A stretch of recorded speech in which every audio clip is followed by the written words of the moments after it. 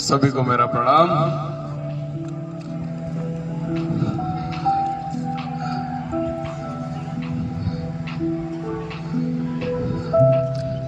एक मेरे बचपन की बात बताता हूँ आज आपको।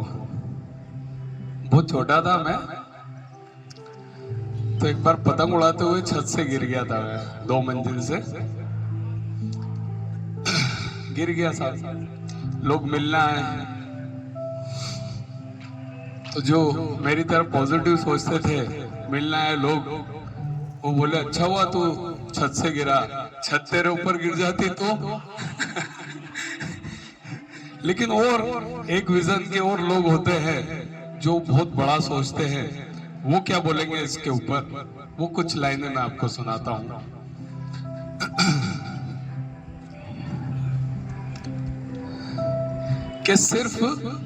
कि सिर्फ तू ही नहीं गिरा।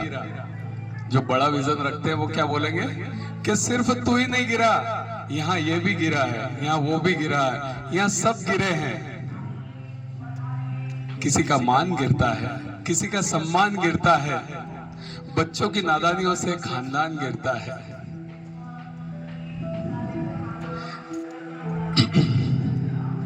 और अभिमान का गिरना तो तय है, फिर तेरे गिरने में काहे का भय है। सुबह ओस गिरती है, दोपहर में धूप गिरती है, शाम को छाव गिरती है। गिरना प्रकृति का धर्म है, फिर तेरे गिरने में काहे की शर्म है। जिंदगी के हर क्षेत्र में गिरावट जारी है, कि जिंदगी के हर क्षेत्र में गिरावट जारी है। अब तो तेरे उठने की बारी है, कि अब तो तेरे उठने की बारी है।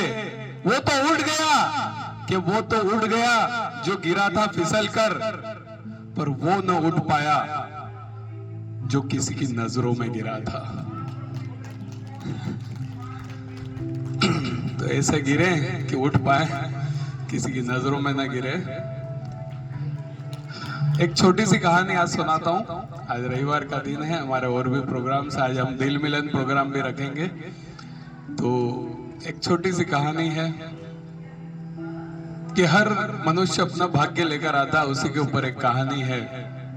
एक व्यक्ति भगवान को बहुत मानता था, उनकी काफी पूजा करता था।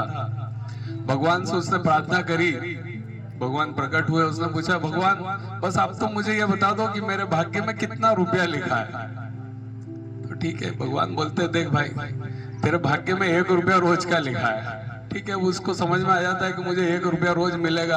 वो 1 रुपए के हिसाब से अपने जीवन का पूरा प्लान सेट कर लेता है और आराम से खुशी और आनंद के साथ अपना जीवन बिताने लगता है।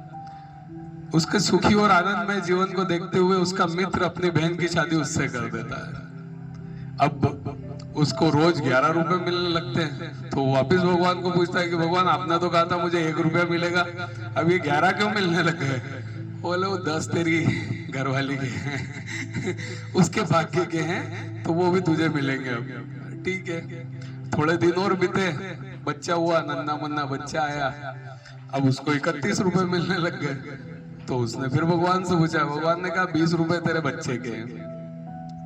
तो कहने का मतलब ये है कि इस पृथ्वी पर जो भी जन्म लेता है वो अपना कुछ न कुछ भाग्य लेकर आता है।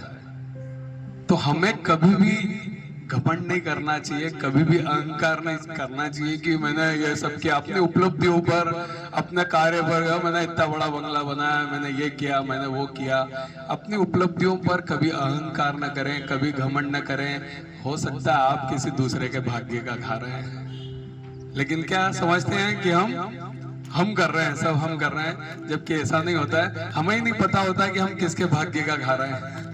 ठीक है, तो कभी भी अहंकार और घमंड न करें। और जीवन भाग्य सब लेकर आते हैं, सबके भाग्य में कुछ न कुछ है, लेकिन हाँ, हमारे कर्म हमारे भाग्य बनाते हैं। कई बार हम अच्छे कर्म को करके भाग्य भी बदल सकते हैं। ऐसा नहीं है, भाग्य में कईयों की क्या लिखा होता है और कर्मों की वजह से वो सब कुछ बदल देते हैं। मैंने एक वो मार्कंडेय ऋषि की कहानी सुनाई थी आपको, जिसकी उम्र 3 साल लिखी थी और वो अमर हो गया सिर्फ कर्मों की वजह से। तो आज का यही कहानी थी हमारी, और अब हम एक छोटा सा भजन